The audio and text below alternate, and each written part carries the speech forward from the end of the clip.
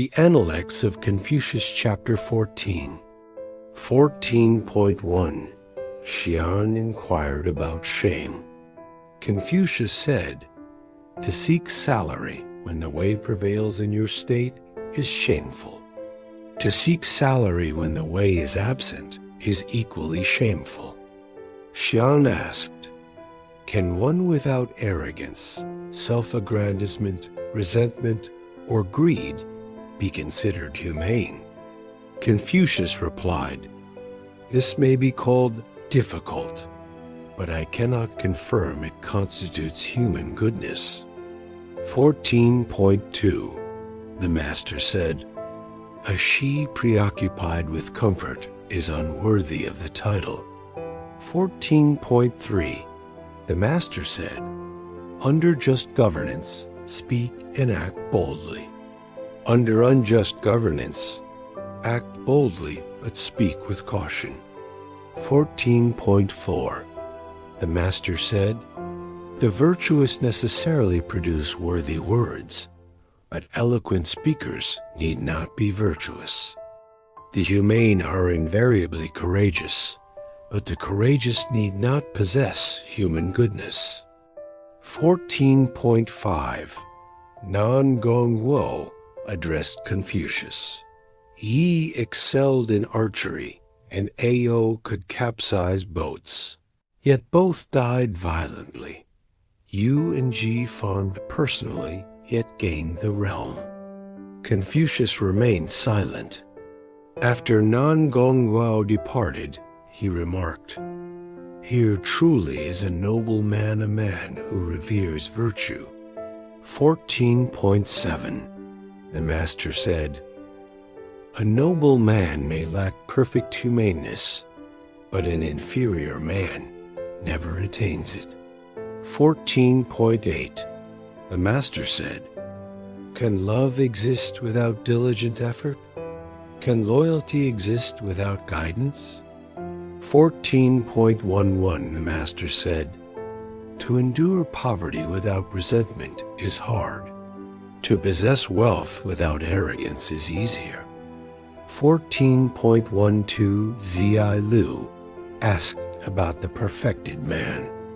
Confucius said, "With Zhang Wuzhong's wisdom, Meng Gongshuo's lack of greed, Bian Zhuangzi's courage, Ren Kaiu's talents refined further by ritual and music, one might earn the title.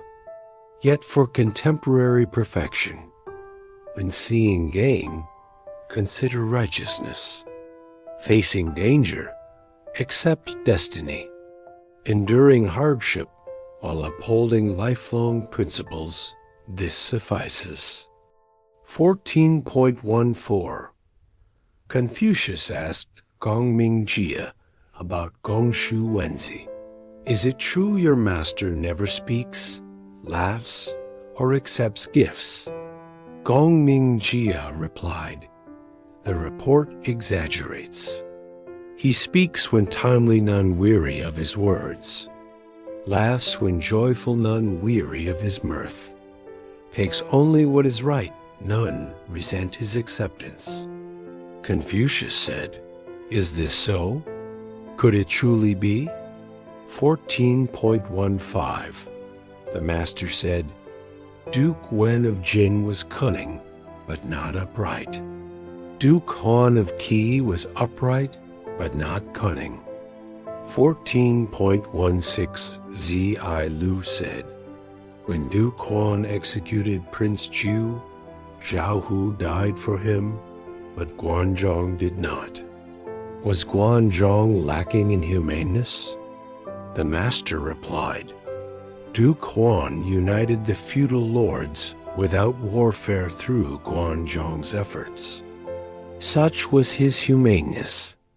14.17 Zai Gong said, "Guanzhong lacked humaneness.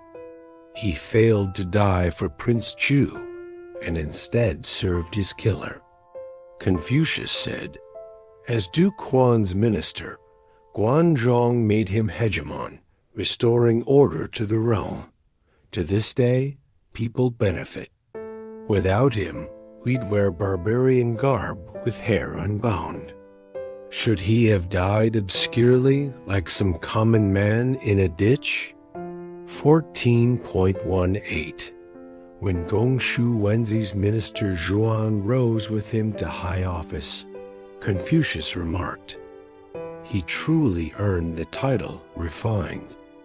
14.19 Confucius criticized Duke Ling of Wei's misrule. Kangxi asked, "Why then does he not fall?" Confucius answered, "Jiang Shu Yu manages diplomacy. Zhu Tu oversees rituals. Wang San Jia commands the army. With such ministers, how could he fall?"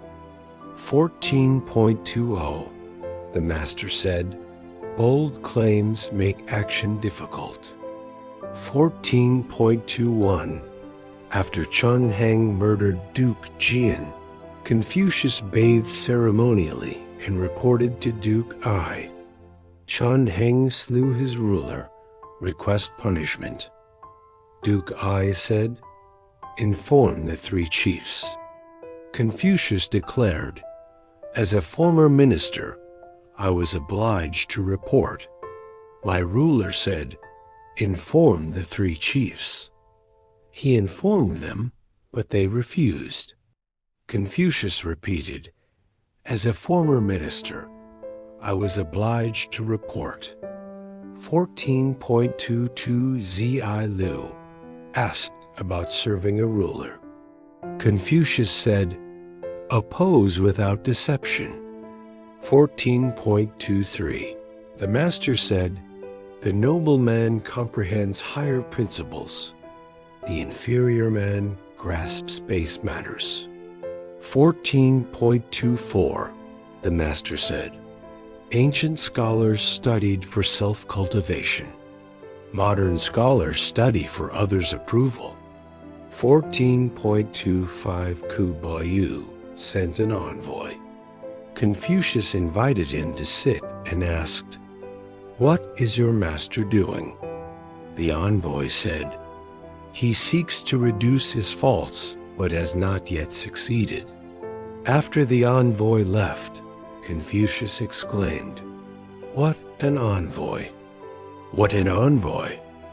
14.26 The master said, "Hold no official post, plan no governance." Zhengzi added, "The noble man's thoughts stay within his duties." 14.27 The master said, "The noble man speaks modestly, but acts surpassingly." 14.28 The master said, "Three traits define the noble man. The humane never worry. The wise never doubt. The brave never fear. I lack these." Zi Gong responded, "Master, you describe yourself."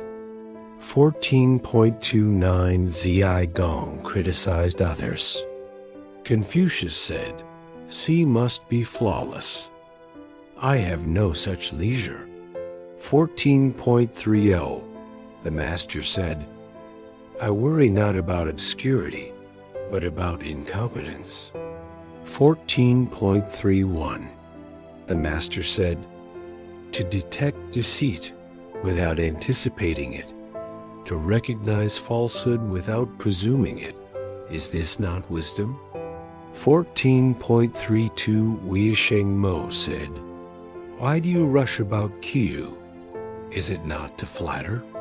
Confucius replied, "I dare not flatter. I detest inflexibility." 14.33 The master said, "A steed is praised not for its strength, but for its character."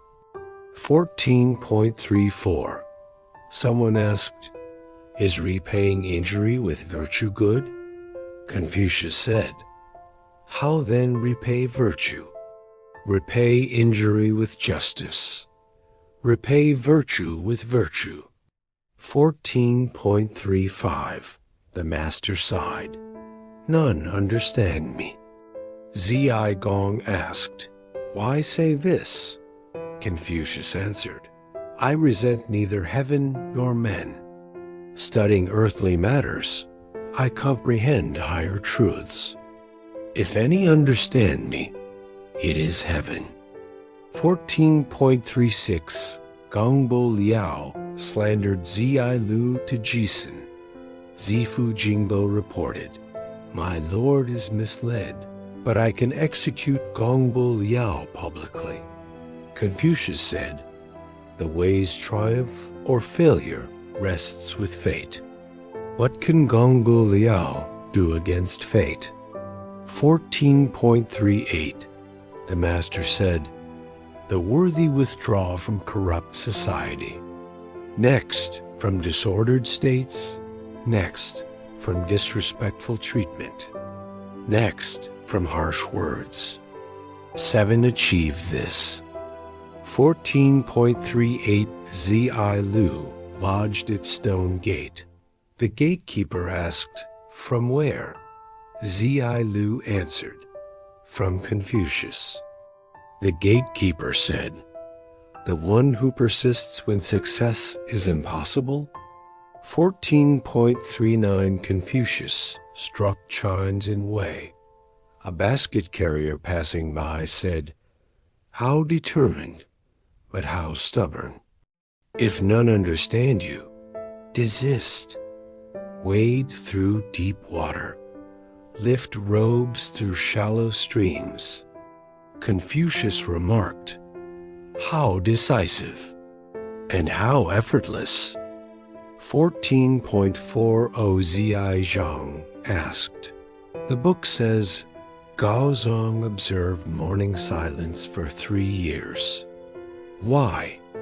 Confucius said, "Not Gaozong alone, all ancients did thus.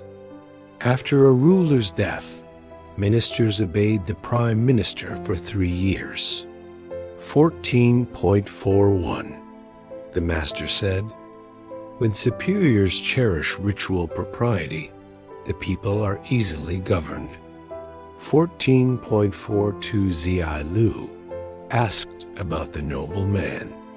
Confucius said, "Cultivate yourself through reverence. Only this? Cultivate yourself to comfort others. Only this? Cultivate yourself to bring peace to all. Even Yao and Shun found this hard." 14.43 Yuan Rang sat, sprawled, awaiting Confucius. Confucius said, "Unmannerly in youth, unaccomplished in maturity, a pestilence in old age." He struck Yuan Rang's shin with his staff. 14.44 A youth from Q served as messenger. Someone asked, "Is he progressing?" Confucius said, "I see him sit in elders' seats and walk abreast with seniors. He seeks not improvement, only quick advancement."